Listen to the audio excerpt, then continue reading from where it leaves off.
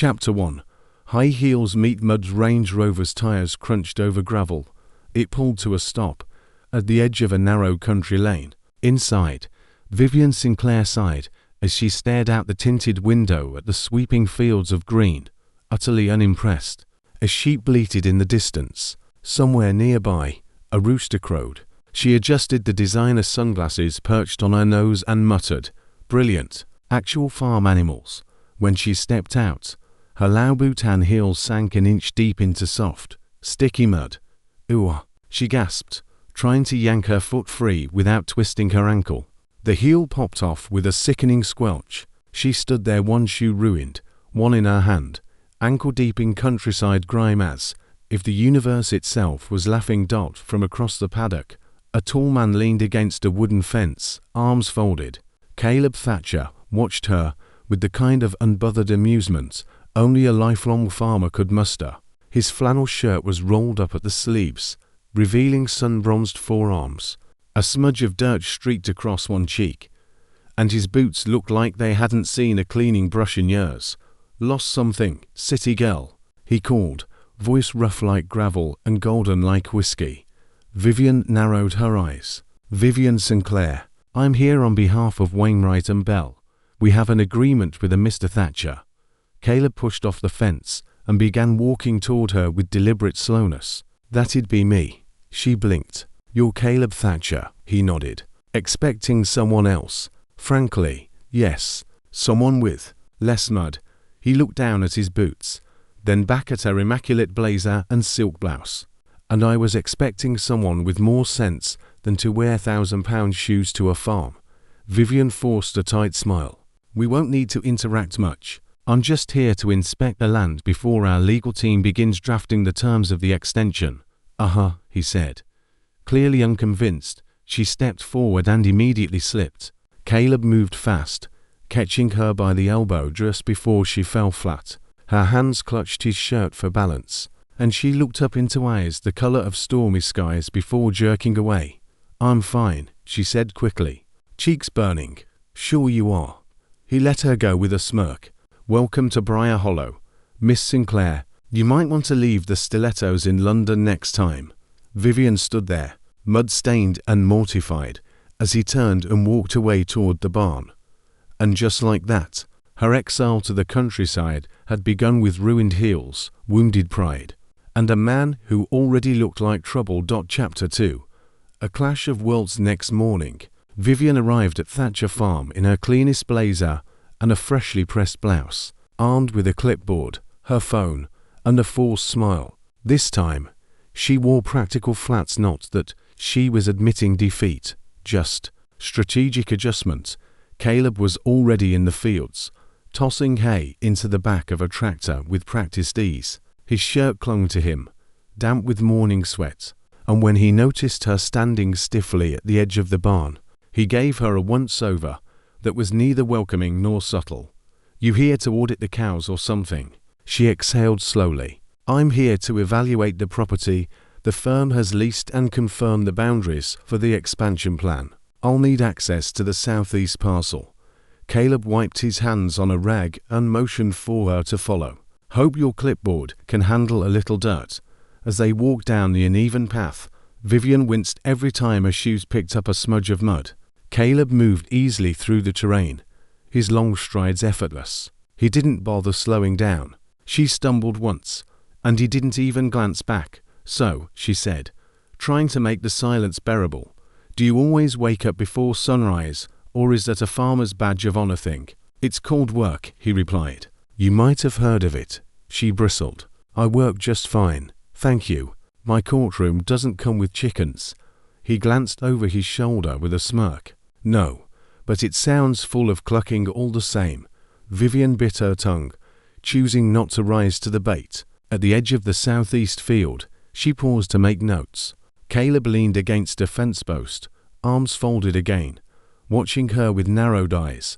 "Why'd they send you?" he asked finally. She didn't look up. "I needed to be relocated, temporarily." "That's so." She closed the folder sharply. "Look, I'm not here to be liked, Mr. Thatcher. I'm here to do my job and go home." Caleb stepped forward, his boots crunching the gravel. And what exactly is home? A penthouse in Mayfair. A glass box with no windows that open. She turned, meeting his eyes squarely. It's a place where people don't judge you by your shoes. A beat passed between them, thick with tension. Then he smirked. Well, they probably still do. Just not out loud. Vivienne let out a huff of laughter despite herself. It shocked them both. I'm not here to make friends, Caleb. Good, he said. Eyes steady. Because you're doing a stellar job of not. She watched him walk off again, boots stomping back toward the barn. This place was dirt and wind and stubborn men who thought sarcasm was a language. She hated it. So why did her heart skip a beat just watching him walk away? Chapter 3. The chicken incident. Vivienne stood outside the weathered coop, eyebrows arched, arms crossed, and completely out of her element. The clucking from within sounded suspiciously aggressive, and the pungent smell of feathers and sawdust didn't help. I don't see why I need to assist with poultry, she muttered to herself. I have a law degree. From behind her, Caleb called out, barely containing his amusement. You said you wanted to help. This is helping. She turned slowly, her blazer spotless, hair pulled into a sleek ponytail, lips pursed in mild horror. Feeding chickens is not what I had in mind. He leaned casually against the fence, holding a sack of grain, and watching her with infuriating patience. What? To lowly for the queen of barristers? Vivienne snatched the feed scoop from his hand. Fine. I'll show you, not afraid of a few feathers. She opened the coop door. In a single, chaotic moment, a blur of white, brown, and squawking feathers exploded from the coop like a firework. A dozen chickens barreled past her legs, some flying into the yard, others flapping into her coat. One even landed on her shoulder before launching itself into the sky. Oh my, she shrieked, stumbling back. They're attacking me. Caleb burst into a full belly laugh, the kind that caught in his throat and made his shoulders shake. He clutched the fence for balance, tears in his eyes. Vivienne spun around, arms flailing, trying to regain control of the situation and her dignity. This is not funny. But it was. He hadn't laughed like that in months, and watching her chase chickens in a designer trench coat might have been the best thing that happened to him all season. Try not to sue the birds, he called out, still grinning. They don't have much in the way of legal counsel. Vivienne glared at him, hair falling loose, boots scuffed, pride in tatters. And then, for some inexplicable reason, she started laughing to helpless, breathless laughter that bent her forward and made her cheeks glow. Caleb froze for a second, taken off guard by the sound of it. It was genuine. It was lovely. When she finally stood upright, she wiped a tear from the corner of her eye and looked at him, breathless. I hope you're happy. I really am, he said. Still smiling, they stood there in the wake of the storm, chicken feathers drifting like snow between them. Their eyes meeting for one long moment. Vivienne brushed her coat off. Well, I hope your legal document drafts itself. I need to find a mirror and my sanity. She marched past him toward the farmhouse. Caleb watched her go, still smiling. Maybe she wasn't just polished shoes and cutting remarks after all. Chapter 4. Village Gossip and Blackberry.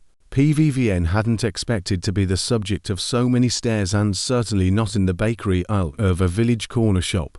She stood rigidly by the shelves of scones and jam, clutching a basket with a single overpriced face cream she didn't need, but couldn't resist. Behind her, two older women leaned in, whispering not so quietly. That's her, isn't it? The London one, eh? The one who chased chickens across Thatcher's yard in Valentino. Vivienne exhaled sharply through her nose and turned on her heel, with the faintest smile. Ladies, if you're going to talk about me, at least get the brand right. It was Max Mara. The women blinked, and then burst into laughter. One of them patted her arm with surprising warmth. Oh, she's got a tongue on her. This one, you'll fit right in. Doubtful, Vivienne muttered under her breath as she left. Later that afternoon, an invitation arrived at Thatcher Farm in the form of a hand-delivered note, complete with a sprig of lavender tucked inside. Sunday supper. No excuses. Mum says bring the Londoner. See. Vivienne raised an eyebrow when Caleb handed her the note. Your mother is inviting me to dinner. She has this weird thing about manners, Caleb replied, flicking hay off his shirt. And apparently, you made an impression. Lovely. I'll try not to insult the pie. Sunday came, and Vivienne found herself seated at a rustic wooden table in a cozy farmhouse kitchen, filled with the scent of butter and roasted rosemary. Caleb's mother, Margaret, was all warm smiles and flour-dusted aprons, the embodiment of a welcome Vivienne didn't realize she'd been craving. Vivienne, dear, Margaret said, handing her a plate with generous slices of roast chicken and vegetables. You must try the blackberry pie before Caleb devours it. He's shameless with it. Noted, Vivienne said with a grin. Suddenly at ease, conversation flowed, surprisingly natural. Margaret spoke of village traditions and Caleb's childhood mishap stories that made him groan and Vivienne laugh. She found herself stealing glances at him when he wasn't looking, surprised by the softness in his eyes as he listened to his mother. Then came the pie. Vivienne took one bite, and her face lit up. That is the best thing I've ever tasted, Margaret beamed. Caleb watched her from across the table, something unfamiliar flickering in his gaze. Later, as they walked back toward the guest cottage she was staying in, Vivienne said softly, Your mother's lovely. The pie was criminally good. Caleb nodded. She likes you, you know. Said you've got spark. Vivienne glanced sideways at him. Is that what it's called? I'm usually referred to as a lot. He smiled faintly. Maybe a lot is exactly what this place needed. She looked away quickly, heart thudding unexpectedly in her chest. The countryside still didn't feel like home, but for the first time, it didn't feel like 𝐼𝐸 Chapter 5. Cracks in the silk morning mist hung low over Briar Hollow as Vivienne stood at the edge of the east field, arms folded tightly around herself. The air smelled of damp earth and wild mint. Caleb was nearby, mending a fence post with slow, steady movements, his sleeves rolled up and jaw set in focus. She'd barely slept the night before. The warmth of Sunday dinner still lingered in her thoughts. Margaret's laughter, Caleb's quiet smile, the way her name had sounded when he said it. And yet, it all stirred up something dangerous, something close. You're unusually quiet today, Caleb said, not looking up. Vivienne sighed, then took a few steps closer. Her heels traded for plain boots she still refused to admit were comfortable. I've been thinking, she said, voice softer than usual, about how I got here. Caleb glanced at her, sensing the shift in her tone. You mean the firm sending you out here like a punishment? She nodded. There was a case, a high-profile client. I won, but I did it by cutting corners, legal ones, but still. It embarrassed the firm, made them look like they had no moral compass. So they sent me here, to disappear. Caleb wiped his hands on a rag and leaned against the fence, studying her. That doesn't sound like the woman who gives chickens panic attacks and wins over half the village with her sarcasm. She smirked faintly, but it quickly faded. You don't understand. My entire life, I've been chasing this idea of perfection, of being the best. And I got there. But it cost me more than I care to admit. For a moment, silence stretched between them. Then Caleb spoke, his voice low and steady. You know, when my dad died, I almost sold this place. Couldn't bear the weight of it all. Everyone assumed I'd walk away, take the money and run. But the land, this life fits in my blood. Stubborn like that. Vivienne turned to him, eyes soft. Why didn't you sell? He looked past her, toward the fields stretching out beneath the morning sky.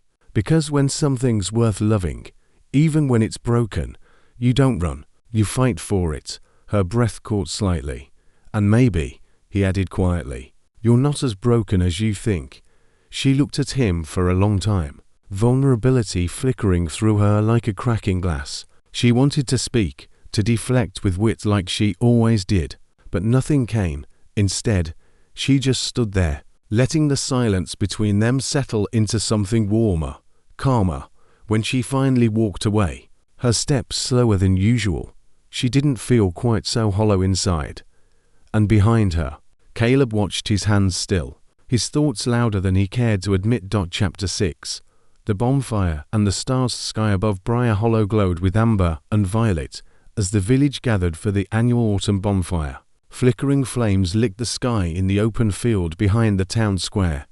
Laughter rang out through the crisp air, and the scent of roasted chestnuts and mulled cider drifted on the wind.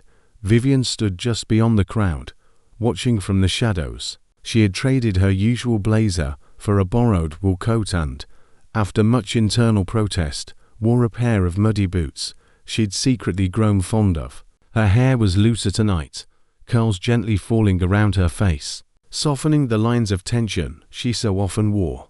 She didn't expect to see Caleb, but there he was leaning against a wooden post near the cider stand, sleeves pushed to his elbows, firelight dancing over his cheekbones. He caught sight of her and raised an eyebrow, then motioned her over with a slow nod. Vivienne hesitated, then stepped forward, her boots crunching on the frosted grass. "You clean up all right," Caleb said, handing her a steaming mug. "I didn't clean up. I gave up," she replied, accepting the drink. "It's different," he laughed. "Well, it suits you." They stood together for a while, watching the flames as villagers sang old folk songs nearby. Children chased each other with sparklers, and the sky above glimmered with early stars. "Is this what you do out here for fun?" Vivienne asked. Caleb grinned. "Just wait till you see the hay bale rolling contest." She rolled her eyes, but smiled, sipping her cider. The heat seeped into her chest, loosening something she hadn't realized had been clenched tight for weeks. "I thought I'd feel out of place," she said, more to herself than him. "But you don't." She shook her head slowly. "No, not tonight." Caleb glanced sideways at her, then offered his hand. "Dance with me." Vivienne stared at him, caught off guard. "I don't dance. Not without a choreographer and a string quartet." "No quartet here," he said, tilting his head toward the fiddler, tuning up nearby. "Just feet and fire." Against her better judgment and every wall she'd built, she let him lead her toward the edge of the makeshift dance circle. The fiddler struck up a warm, lilting tune, and Caleb guided her in a slow, easy rhythm. At first, she was stiff, self-conscious. But then she looked up and saw him looking at her like she wasn't some outsider, like she wasn't a mess of mistakes and walls. Something shifted. Her laughter rose above the music. He spun her gently. Her cheeks flushed, not from the cold, but from something she hadn't felt in a long time. Lightness. When the song ended, neither of them let go immediately. "Not bad, barrister," Caleb murmured, eyes locked on hers. She swallowed. "Don't get used to it." "I might." Their hands slowly dropped, but the moment stayed suspended between them, heavy with something unnamed. Above them, the stars burned quietly. Below, the fire crackled, and somewhere between city pride and country roots, something tender began to bloom. Chapter 7. Storms and shelter. Storm came, without warning, thunder cracking like a whip across the open sky as dark clouds rolled in over the hills. Rain pelted the farmhouse roof in sheets, drenching the fields and turning dirt roads into rivers. Vivienne stood under the narrow awning of the equipment shed, coat clutched tightly around her, mascara smudged slightly from the rain she hadn't outrun. Her rental car was stuck somewhere on the road back to the cottage, half submerged in a puddle the size of a swimming pool. Caleb found her there, dripping wet and muttering furiously under her breath. "You planning to stand there till sunrise, or just staging a very dramatic countryside protest?" She whirled toward him, soaked to the skin. "Your town eats Range Rovers for breakfast," he smirked. "Sounds about right." She opened her mouth to snap back, but faltered when she caught the softness in his expression. "Come on," he said, tilting his head. "You're not walking back in this." "I'll manage," she said stubbornly. "In those." He glanced at her soaked boots. "Vivienne, be smart for once." She hesitated, then nodded, shivering as he took her by the elbow and led her across the yard to the farmhouse. Lightning forked in the sky behind them, thunder echoing like a drum inside. The warmth hit her like a wave would smoke, the scent of baked bread, and a golden glow from a fire burning in the hearth. "Take that off," Caleb said, motioning to her coat. "You'll freeze." She peeled it off slowly, revealing a rain-slick blouse clinging to her skin. Caleb looked away, jaw tightening, and grabbed a towel from the rack. He handed it to her without a word, then moved to the kitchen, where he filled 2 mugs with tea. When she joined him at the table, towel draped over her shoulders, they sat in silence for a moment, listening to the rain and wind rattle the windows. "I hate storms," she murmured. "Always have. Ever since I was little." He glanced at her. "Why?" She hesitated. "Too loud. Too unpredictable. You never know what's coming." Caleb stirred his tea, watching her over the rim of his mug. "That's life, Vivienne. Can't out-argue the weather." She gave a small laugh, tired but real. "You really do speak in metaphors, don't you?" He shrugged. "Must be all the solitude." They fell quiet again. The air between them wasn't awkward, it was charged, gentle, something unspoken building like the storm outside. When the power flickered and cut out entirely, plunging the house into shadows, Vivienne let out a startled breath. Caleb stood. "Don't worry. Got candles." Minutes later, the farmhouse glowed with soft light. The fire crackled, shadows danced, and Vivienne sat curled on the couch beneath a wool blanket, hands around her mug. Caleb returned with another blanket and settled across from her in the armchair. She studied him, the quiet strength, the way he belonged to this place so effortlessly. And for once, she didn't feel the urge to run or speak or deflect. "Just be. You really love it here, don't you?" she asked. His eyes met hers. "It's not perfect, but it's mine." She nodded slowly. "That must be nice. To belong somewhere." He hesitated. "You could, too. You know." Her breath caught. Outside, the wind howled and the rain lashed the windows. But inside the little farmhouse, there was warmth, safety. And between 2 people who had nothing in common and yet somehow everything that mattered, something quietly began to settle into place. Chapter 8 returned to the courtroom and greeted Vivienne with a familiar sharpness, the harsh lines of glass towers, the relentless rhythm of traffic, the echo of heels on pavement. It was the world she had mastered, the one she had bled for. And yet, as her cab rolled past the glossy windows of her law firm's headquarters, her stomach twisted with something that wasn't quite dread, but wasn't comfort either. The lift doors opened with a sterile ding, and instantly the air changed. Crisp suits, rapid typing, voices layered with ambition. Vivienne Sinclair slipped back into her city armor with practiced tailored blazer, sleek bun, sharp expression. Only the countryside boots she'd accidentally packed in her suitcase betrayed the truth of where she'd been. Her return was met with nods, cautious smiles, and hushed whispers. The partner who had once sung her praises barely looked up from his espresso. She was the girl who had been sent away, and now she was back, but not quite forgiven. The moment she stepped into the courtroom, everything clicked into place. The silence, the authority, the subtle rush of control. She argued a commercial property case with flawless precision, her voice cutting through the room, ill-cracked steel. Her client won in under an hour. She shook hands. She smiled. She posed for a photo she didn't want. Later, in her office overlooking the Thames, Vivienne sank into a leather chair and stared out at the city skyline. Everything she'd once fought for was right here: power, recognition, status. So why did it feel so cold? Her phone buzzed. Mum sent more pie. Bet the barrister misses the blackberry. See. She stared at the message for a long time, thumb hovering over the screen. A dozen responses danced through her mind, witty, distant, dismissive. She typed none of them.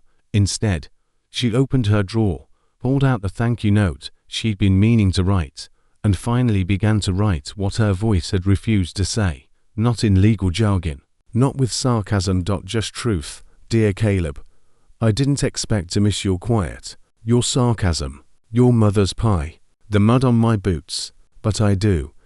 I don't know what Briar Hollow did to me, but I can't stop thinking about it. I hope the chickens behaved. Vivienne read it twice, sealed the envelope, and slid it into her bag. As she stepped out into the city once more, the wind stung her cheeks, But her heart ached with something far deeper than longing. She had returned to everything she once wanted, and left behind everything she never knew she needed. Chapter 9.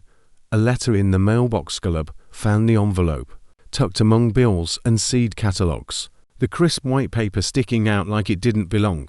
His name was written in bold, graceful letters, Vivienne's handwriting.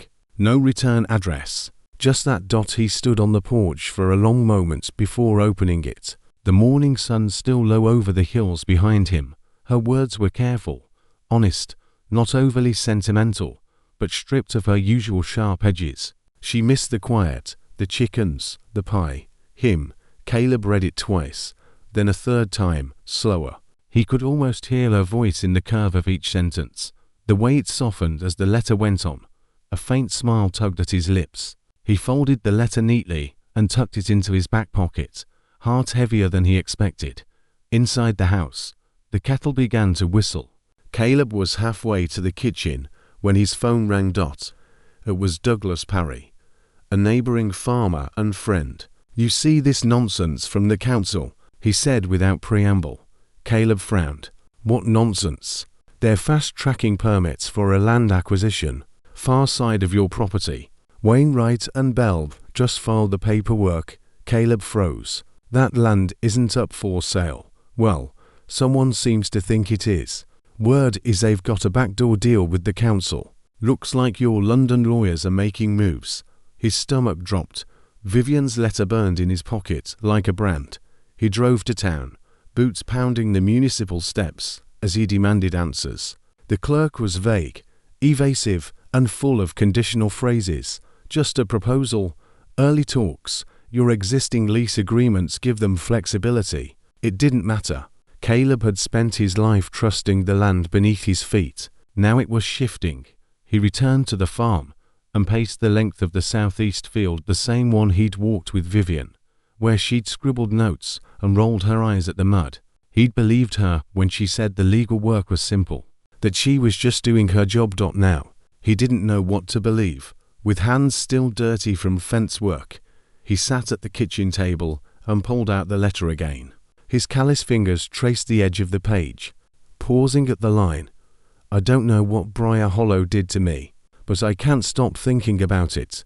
Neither could he, but he couldn't ignore what the firm was trying to do. He picked up a pen, ready to write her back, then stopped, because if she knew about this deal and stayed silent, that changed everything. Chapter 10. Broken trust. Vivienne stood in her office, sunlight pouring through the glass as she prepared for another meeting, one she wasn't particularly interested in, but would pretend to be.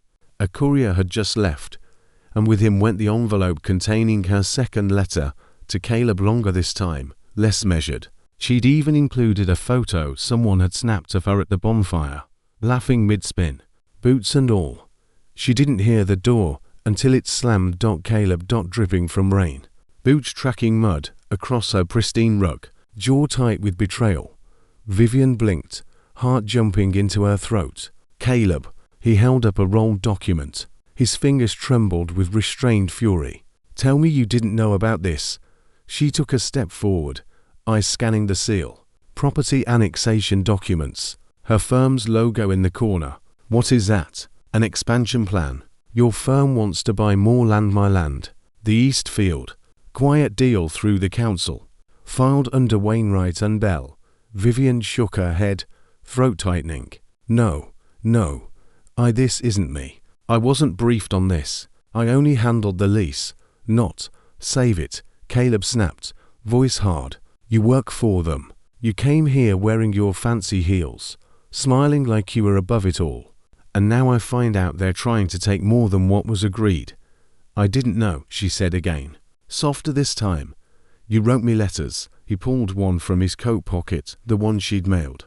Water had blurred the ink, but her handwriting was still clear. "You talked about the chickens, and the quiet, and my mother's pie like you actually gave a damn." "I do," she whispered, voice cracking. Caleb stared at her for a long moment. "You made me believe this was real." It was. Then why do I feel like a fool? The silence between them was deafening. Around them, the polished glass and city walls pressed in, Vivienne tried again, stepping closer.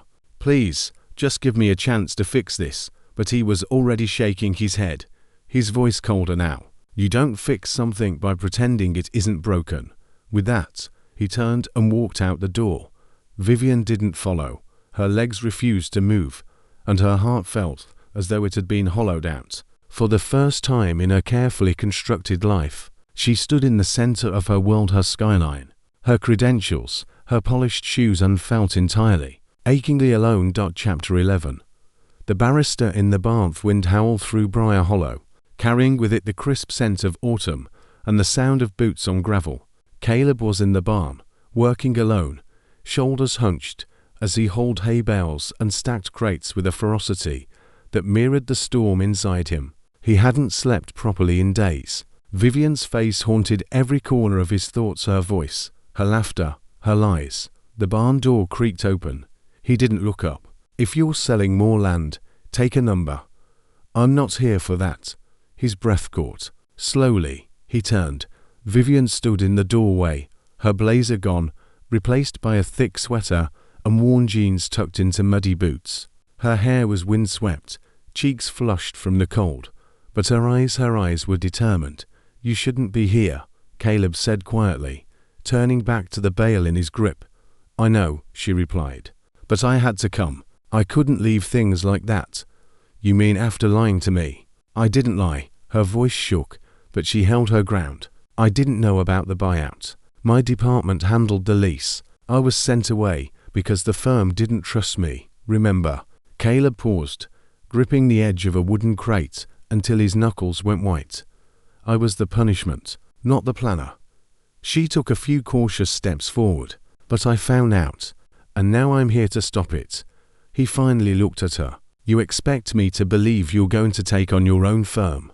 The same one that nearly destroyed your career?" Vivienne's jaw tightened. "Yes, because for the first time in my life, I care more about what's right than what's smart. And you, this place, you don't deserve to be stepped on." He studied her. Mud on her boots, hay clinging to the hem of her sweater. No makeup, no practiced pose. Just Vivienne, raw and real. "You're not wearing heels," he said. "I didn't think they'd suit the barn." Silence lingered. Then, reluctantly, he stepped aside and gestured to the hay bale beside him. "If you're really here to help, make yourself useful." She blinked, then smiled, the smallest hint of a smile, the kind that lit up her whole face. She picked up a pitchfork with shaky hands and jabbed it awkwardly into the pile. "God help us all," Caleb muttered. But the tension eased. Together, in the fading afternoon light, they worked in the barn, silent, side by side, rebuilding not just the stall, but something much more fragile. Trust. And outside, the wind began to quiet, as if even the storm had paused to see what might grow from two people brave enough to begin again. Chapter 12.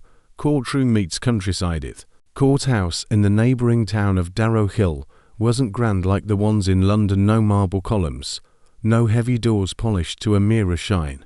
But for Vivienne, standing at the front of the modest chamber, in her tailored suit and countryside-worn boots, it might as well have been the Old Bailey. Caleb sat at the back, arms crossed, hat in his lap. He hadn't spoken much since she returned, hadn't offered hope or forgiveness, but he was there, and that meant something. Vivienne inhaled deeply as the judge entered, nodding to both parties. The solicitor for the firm stood on the other side, smug and sharp. She knew him, Alistair Dean, old school, all charm and no soul. He raised an eyebrow when he saw her. Well, the city girl comes home," he said under his breath. "I never left," she replied coldly. "I just stopped pretending it mattered." The case was short, but not simple. The firm had filed for an accelerated expansion order based on a clause buried deep in the original lease, one Vivienne hadn't drafted, but had now torn apart line by line. She argued passionately, citing ethics, environmental risks, and community backlash, all while keeping her voice steady and professional. Then, in the final moments, she did something she rarely allowed herself to do in court. She spoke from the heart. "This land isn't just soil and square footage. It's legacy. It's the story of a family who chose roots over profit. If we allow contracts to replace conscience, we lose more than land, we lose our humanity. A hush settled over the room. Outside, the wind rustled the trees. Inside, the judge scribbled a note, cleared his throat, and adjourned with words Vivienne barely heard over the roar of her own pulse. Later, as the courtroom emptied, Caleb approached her slowly. "I didn't ask you to fight for me." "No," she said, turning to face him. "But I wanted to." He studied her for a long moment. "Why?" "Because for once, I wasn't protecting a firm or my name. I was protecting something that mattered." His gaze softened, and something inside her loosened at last. "You were incredible in there," he murmured. "I'm always incredible," she said with a crooked smile. "You just finally noticed." He laughed, low and warm, and in that sound, something healed. As they stepped out of the courthouse together into the late afternoon sun, Vivienne reached for his hand, and this time, he didn't pull away. Chapter 13. Harvest of the half-golden light of early October spilled over the fields, setting the wheat aglow under the setting sun. The scent of earth, sweet hay, and ripe apples filled the air as harvest season came to Briar Hollow. Vivienne stood at the edge of the south field, sleeves rolled up, boots planted firmly in the dirt, her hands stained with the day's labor.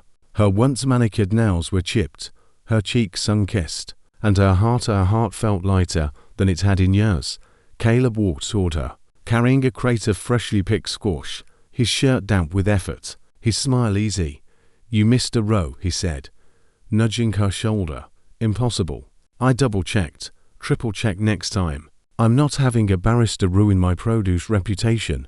Vivienne rolled her eyes and turned back to the rows they'd worked through together, their laughter and quiet conversation weaving between the plants like silk ribbon through soil. The rhythm of their days had changed, no longer tense or awkward, but comfortable, intimate, the kind of intimacy built not on grand declarations, but on the sharing of silence, glances, and little things. Coffee on the porch, hands brushing while passing tools, quiet dinners at the farmhouse table.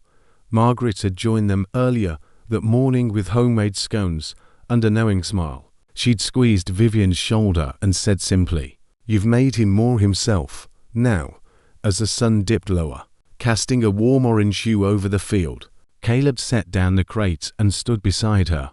"I've never seen a harvest like this," she said, voice soft. He nodded. "It's been a good season." Vivienne looked at him. "Not just the crops." Caleb met her gaze, a flicker of vulnerability passing between them. "You really staying past the lease?" She hesitated, then smiled. "I'm thinking of planting roots." He looked down, scuffing his boot in the dirt. "You sure you can live without your skyscrapers and courtroom drama?" "I can live with fewer skyscrapers," she replied. "And I've had plenty of drama lately thanks to a certain stubborn farmer." He laughed, eyes crinkling at the corners. "You're not so bad in the field, Sinclair.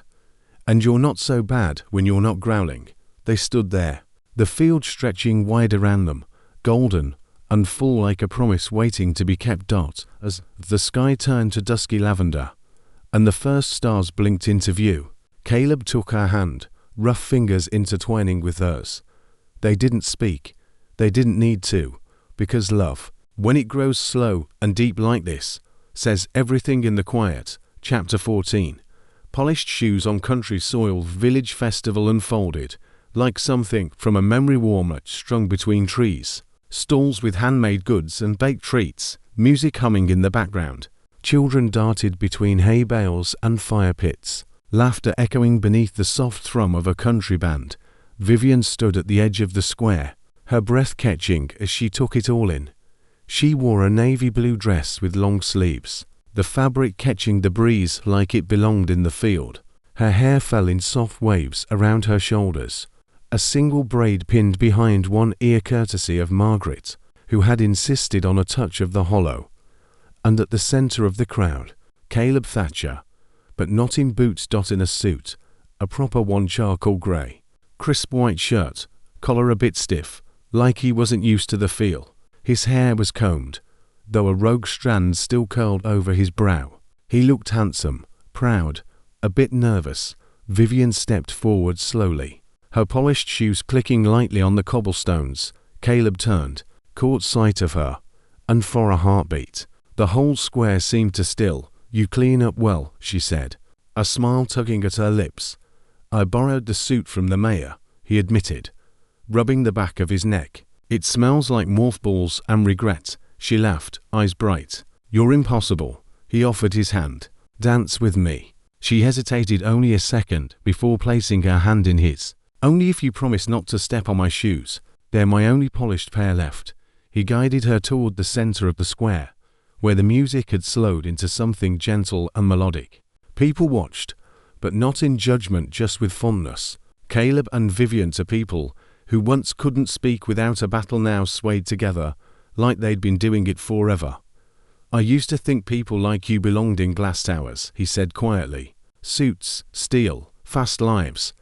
I used to think people like you belonged in storybooks," she replied, "covered in mud, too stubborn for your own good. And now," she looked up at him, "now I think maybe we were both just waiting for the right field to meet in." He smiled, pulling her a little closer.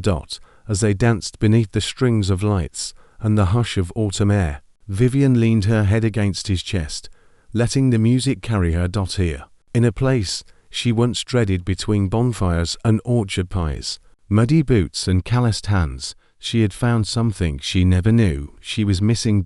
And in Caleb's arms, polished shoes or not, she finally felt like she'd come home. Chapter 15. Home is where you plant loveth. Morning sun crept gently through the kitchen window of the Thatcher farmhouse, casting golden streaks across the worn wooden floor. The kettle whistled softly on the stove. A pair of boots, muddy, well used, and slightly smaller than the rest, stood neatly by the door. Vivienne stood at the sink in a flannel shirt, 3 sizes too big. Caleb's voice floating in from outside as he fed the animals. Her hair was tied loosely, her face bare, and her heart full. She turned as he stepped through the door, boots thudding, cheeks pink from the early chill. "You're not going to believe it," he said, brushing straw from his coat. "The hens actually laid early. Probably scared you'd come scolding them in your courtroom voice." She smirked. "Only if they start unionizing." He stepped closer, sliding an arm around her waist, pulling her in until the rest of the room faded. "You staying?" he asked, voice quieter now. She didn't hesitate. "I already have." Weeks had passed since the festival. Vivienne had handed in her resignation gracefully, confidently, with no regrets. Wainwright and Bell had raised eyebrows, but not a fight. They knew when someone had outgrown the walls. Now, a small sign hung on the window of the former Briar Hollow post office. "Sinclair Legal Ethics, Integrity, Tea served daily." Margaret had cried when she saw it. The villagers came in droves for advice, help, and the occasional slice of blackberry pie. Vivienne no longer flinched at dirt under her nails or the smell of hay. Her shoes, still polished now, sat next to a growing collection of boots. She and Caleb had built a rhythm. Quiet mornings, long days, shared dinners, the occasional argument over tractor placement or zoning clauses, always ending in laughter. That afternoon, they stood together at the edge of the field where it all began. The wheat had been cut, the earth resting. Caleb held her hand. She squeezed his. "I used to think success meant glass walls and corner offices," she said softly. "But I think it's this quiet, this land, you." Caleb turned to her. "You're the best thing that's happened to this place since my mum's pie recipe." She laughed, brushing her cheek against his shoulder. "You're hopeless, and you love me anyway." She looked up, eyes warm. "More than I ever thought possible." As the wind rustled through the bare trees and the soft hum of life continued around them, they stood rooted together. Because love doesn't always arrive in the places we expect. Sometimes it's waiting in a muddy field, beside a barn, beneath stars and laughter. And when you find it, you plant it deep, you let it grow, you call it home.